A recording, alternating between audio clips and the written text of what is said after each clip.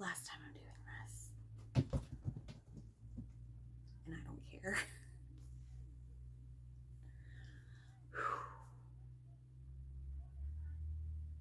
Hi.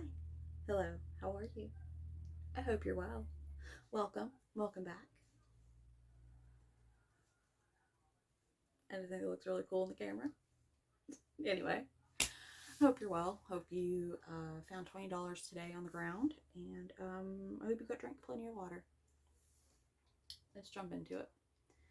Long story short, I was in a DUI accident in 2012 and 2011. I graduated 2012. 2011 is when I was in my accident. And what are you doing? Stop that, little brat. My cat's in here. She won't stop getting into everything. Anyway, DUI accident, 2011. Left for dead. Had a bunch of stuff wrong with me. Taken me a long time to get to a point where I can just message my offender on Facebook and let her know how I feel. And I did. I finally did it after 10 years of wanting to, of having mediation sessions fail and fall through. I've tried mediation 4 times, and it's fallen through all 4 times with her. And I'm tired of waiting for my closure. I'm tired of waiting for my healing. I'm tired of waiting. We're doing this now, baby. So we did it. We did the thing.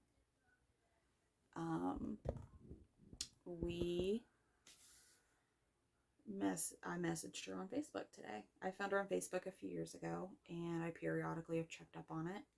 And today I did it, and I was like, today's the day. It was just, yeah, today's the day. Yep, checks out. So it was just kind of a slower day at work, and so I got my notebook out and I just jotted down how I felt. And after I wrote it about 3 or 4 times, I got what I wanted to say, and I typed it out and I sent it, and around 3:30, and it feels good. It feels really good to be able to do it.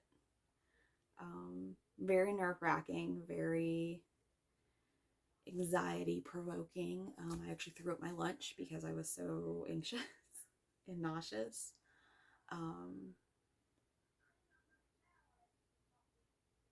But it was good. It was a really good thing. I'm really glad I finally did it. I'm glad that I was able to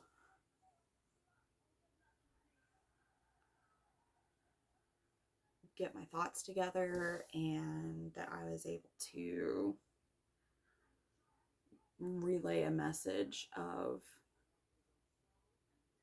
this is how I feel because of what you did, and I'm going to make sure that you know how I feel. And I'm going to make sure that you know that I have questions that I need you to answer. So do me a favor, because 10 years is a long fucking time to wait. Give them to me. Thank you. And they're like basic questions. They're stuff that like I'm just nosy. Like, okay, like in North Carolina, if you are suspected in a DUI, like driving under the influence, they test you for alcohol first because it's the easiest. If your BAC comes, or your blood alcohol comes back, or your breathalyzer or whatever, and it comes back and you're over the limit, they don't test for drugs because they're like, we already got you. So I've always wondered, like, was she on? Because I know mean drunks, but like, she chased us in a car and hit us from behind several times. So I've always just wondered, like, was she on drugs? Was she sorry? Why did she run? Like what, you know, did she care that we were dying? You know, just those kind of questions. Like,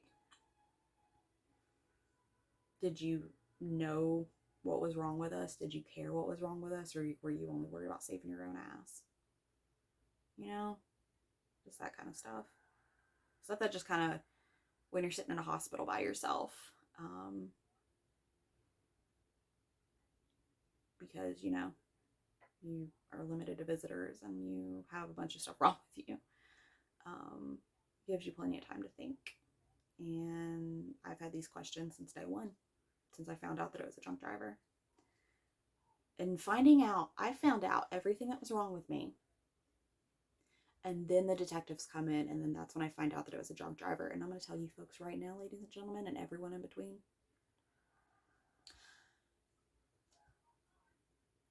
it was more heartbreaking to hear that it was a drunk driver than to hear my hand had to be reattached. It still hurts worse than my hand ever did. Reattached, skin graft, reattached. They found it 10 feet away in a bush. And hearing that it was a drunk driver hurt worse than that. Like, I accepted I was dying in that car. I accepted I was dying. I fully made my peace and said, if you're going to take me, take me. I'm ready. I'm ready, baby. Let's go. Let's do this. I'm over it. Tired of being pinned in this car for 2 hours. I was pinned in that vehicle for 2 hours while they cut us out. And fully accepted I was dying. And that hurt less than hearing that it was a drunk driver.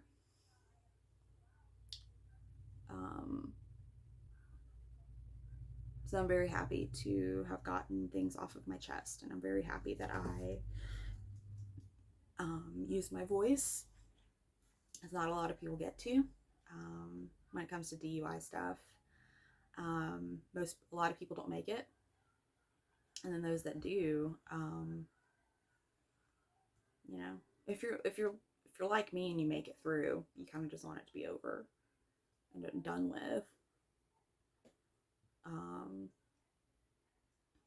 But if you're also like me, you know, you're physically fucked up, you can't just get over it. I'm constantly reminded about it every day. I have something wrong with me.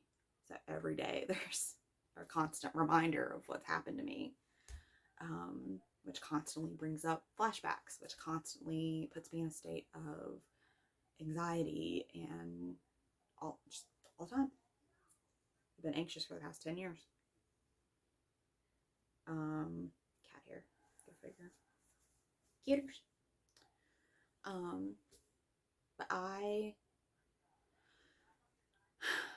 am just very happy to have gotten it over with. I'm very happy that it's just, at this point, it's a waiting game. At this point, it's a waiting game. It's a waiting and see,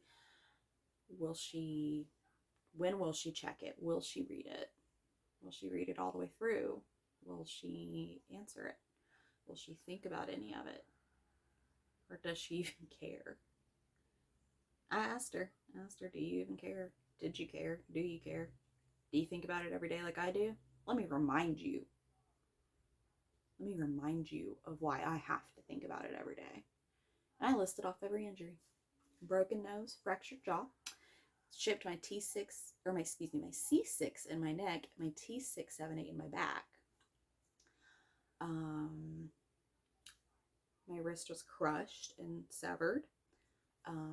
My right arm was broken, my humerus. I was actually had a metal bar or pins holding my arm together, and I had like this huge like metal contraption on my arm.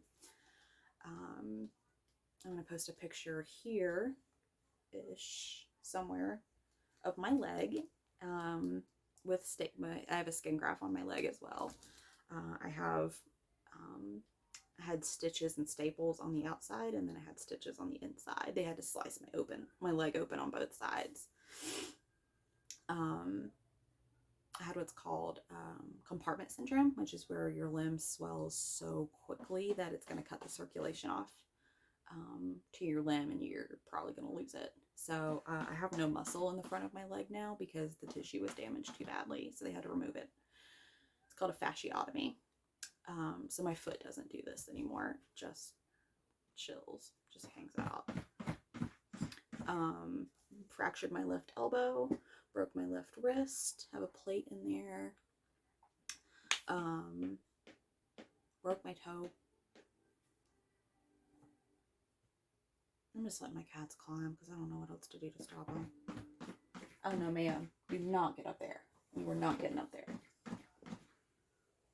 Oh yeah, think that. Skeet out.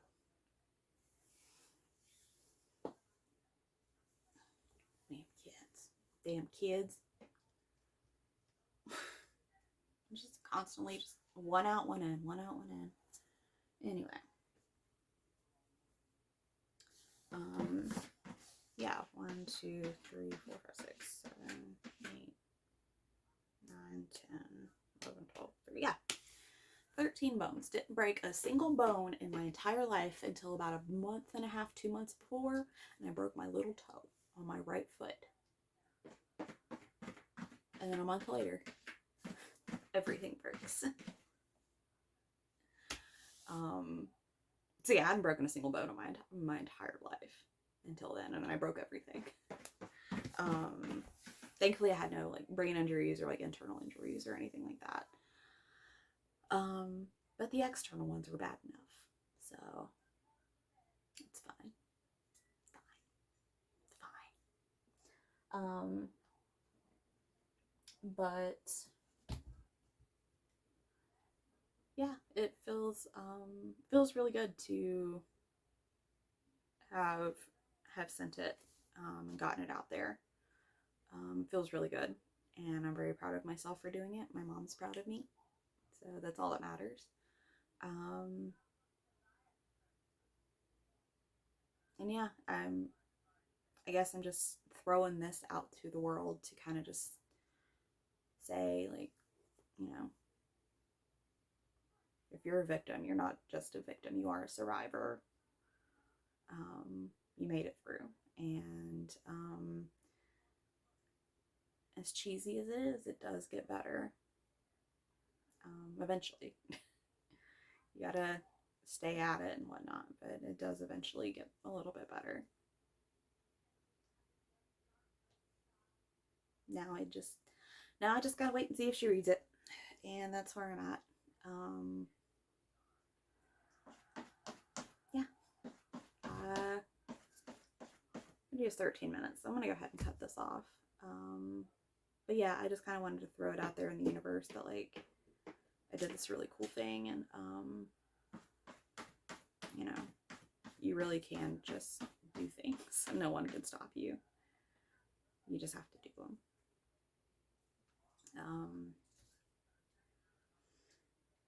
So anyway, I'm gonna go hang out with my cats and maybe sleep a little bit, or not. Probably not.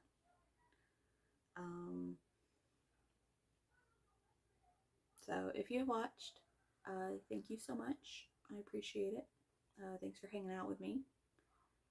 Anytime somebody watches this or likes it or whatever, it makes me feel a little less stupid. So I appreciate it. If you like the green hair, let me know. I'm digging the green hair. Digging my matching green eyebrows. I didn't dye my eyebrows. I just colored them with eyeshadow. But it's perfect. Look how perfect that is. I'm so happy. I'm obsessed. I'm obsessed with the green. But yeah, anyway. So, thanks for hanging out. And, you know, maybe I'll have good news. Like, you know, maybe I'll have good news soon. Listen to my podcast. I have a podcast at The Alternative Podcast available on Spotify, Anchor, Google, and Apple. Bubs is in here. He's a star. He's making his appearance. Bubs. He says, I'm too famous. I'm too famous. They're just licking themselves now. So yeah, we're gonna go. But I hope you have an awesome evening. I hope you find $5 in your pocket tomorrow. And I hope someone pays for your Starbucks in front of you. And you have a good day. Okay, bye.